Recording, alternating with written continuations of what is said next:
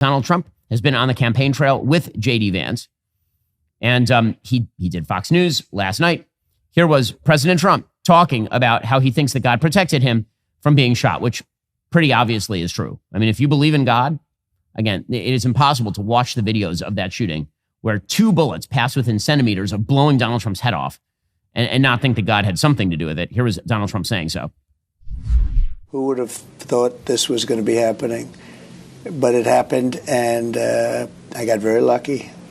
Or God. I think it was God, actually. You know who said it was not God? Who? Ron Johnson, senator from Wisconsin, said he gave you that chart of illegal immigration. Well, he's right about that. He actually gave me the chart. If I didn't have that chart, I wouldn't have looked to the right. If I didn't look to the right, a very bad thing would have happened. I wouldn't have been at the convention. I can just about guarantee it. Okay, you know who's one person who speaks for God, though, is Joy Behar. So Joy Behar of The View, which is where they respect God the most. They love God over at The View. She says it's unchristian to say that God is with you, which is, I mean, I feel like it's a little bit unchristian to not see the hand of God in everything, right? I mean, I'm not a Christian, but I do know enough about Christianity to understand that Christians do believe that God has something to do with the things that go around us. Here we go. I'm speaking to fellow Christians. I was raised Catholic. I'm a Christian girl. When something like this happens to you, like this assassination attempt, and you say something like God was watching me, that is a very unchristian thing to say because it's very narcissistic. What about Corey? What's his name? Compratore, the fireman who also got killed. I don't know. I think some Christians. What about all those guys who got killed on Sandy Hook? All of those people. Yeah. It's God was watching me and not watching them. There's something very disturbing. God should have pulled the plug on that mic yesterday. Wait, God is the technician now? Yes. He'll be right back. You needed one. Oh, these ladies, they are such geniuses.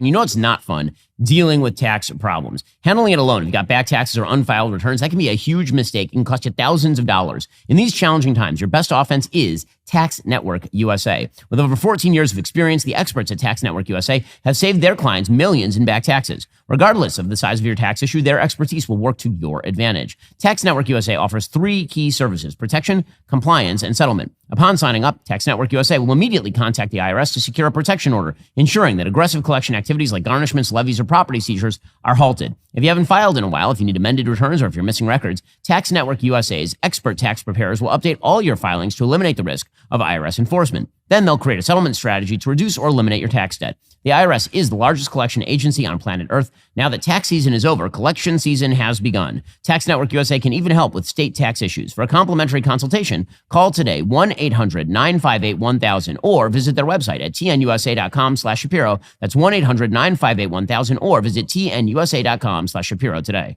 Just how liberal is Kamala Harris? And this should be the attack line, right? Obviously, we all know her history, or we should know her history. Again, for the 3rd time, go check out Kamala if you don't know enough about Kamala Harris. That's our series over at Daily Wire Plus. You get 47% off when you use code FIGHT. But everybody knows her history with Willie Brown. Everybody knows that's how she got started. Okay, but that's not really the issue in this election. The big issue in this election is not even going to be how weird she is. That's going to be made apparent to the American public over and over and over, because she is weird, whether she's joking about falling from a coconut tree or whether she's loving Venn diagrams and electric buses and laughing in that weird manner of hers. She is a weirdo, but let the American people see that for themselves. If you're the Trump campaign, don't focus in on how weird she is. Focus on how crazy she is in terms of policy.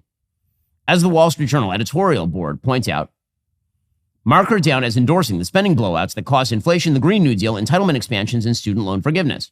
Until she says otherwise, we should also assume she's in favor of Biden's $5 trillion tax increase in 2025. Because again, all of the Trump tax cuts are set to expire in 2025. If she were president, she'd presumably allow those tax cuts to expire. As the Wall Street Journal points out, the vice president's 4 years as a senator from California are another window on her worldview. She sponsored a bill to create a $6,000 guaranteed income for families making up to $100,000. That's crazy, by the way. That is a giant bag of crazy. Universal basic income, guaranteed income, is a work killer and a redistributionist nightmare that causes inflation. Another Harris proposal, or a fundable tax credit that would effectively cap rents and utility payments at 30% of income. That, of course, would jack up the rents. Meanwhile, she co-sponsored legislation with Bernie Sanders that would pay tuition at 4-year public colleges for students from families making up to $125,000. meaning that she would spend trillions of dollars paying for everybody's college. Also, she co-sponsored Bernie Sanders' Medicare for All legislation paid for by higher income taxes. She has an extraordinarily long record of being really, really radical on a wide variety of issues. And all we have to do is go back to her campaign to note her bizarre positions that are going to hurt her in this campaign. So, for example, you may recall that back in 2020, when Kamala Harris was running for the Democratic presidential nomination, that she wanted to ban fracking. This would have been in 2019. There's no question I'm in favor of banning fracking. So, yeah, and starting with what we can do on day one around public lands, right?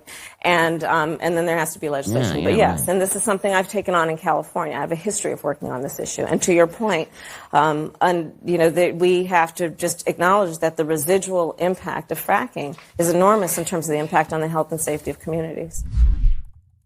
Okay, so she wants to ban fracking. How is that going to work out for her in, say, Pennsylvania?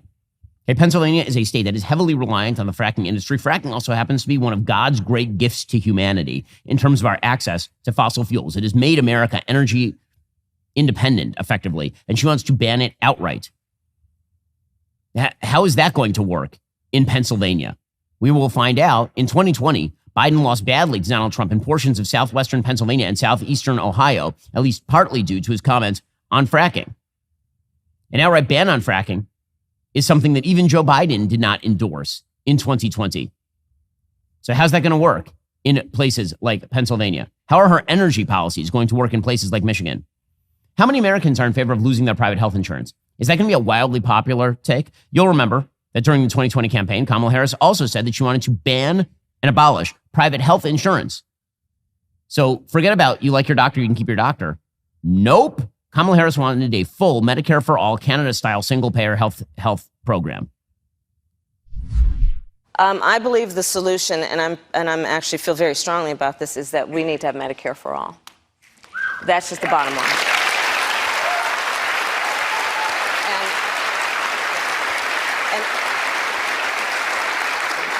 And I'll say this, and this is, I think, why you're also asking this question. What we know is that to live in a civil society, to be true to the ideals and the spirit of who we say we are as a country, we have to appreciate and understand that access to health care it should not be thought of as a privilege. It should be understood to be a right. Okay, so she came out against you having private health insurance in 2020. She came out against fracking. What else did she come out against? Well, she wants to seize your guns, literally seize them. As she said this again in 2020. She said that she supported a mandatory gun buyback, which would amount to the confiscation of as many as 10 million guns. Here is Kamala Harris in 2020. I want to follow up to something you just said there, because as you know, I mean, the 94 assault weapons ban, it didn't apply to weapons that were purchased before 1994. Right. What would you do about the millions of specifically assault weapons that are already in circulation? What do you do about those? Well, there are approximately 5 million, to your point, Craig. We have to have a buyback program, and I support a mandatory buyback program. It's got to be smart. We got to do it the right way. But there are 5 million at least. Some estimate as many as 10 million. And we're going to have smart public policy that's about taking those off the streets, but doing it in the right way. Doing it in the right way. What she means by that, she endorsed a mandatory gun buyback program. A mandatory gun buyback means that you have to bring in the gun and sell it back to the government, or the government comes and seizes it from you. That's what a mandatory gun buyback is. Are you tired of the lies and the twists of the mainstream media talking points? Yeah, me too. Join me in my newest series, Fact, where I dismantle and bring truth to this tiring mainstream agenda.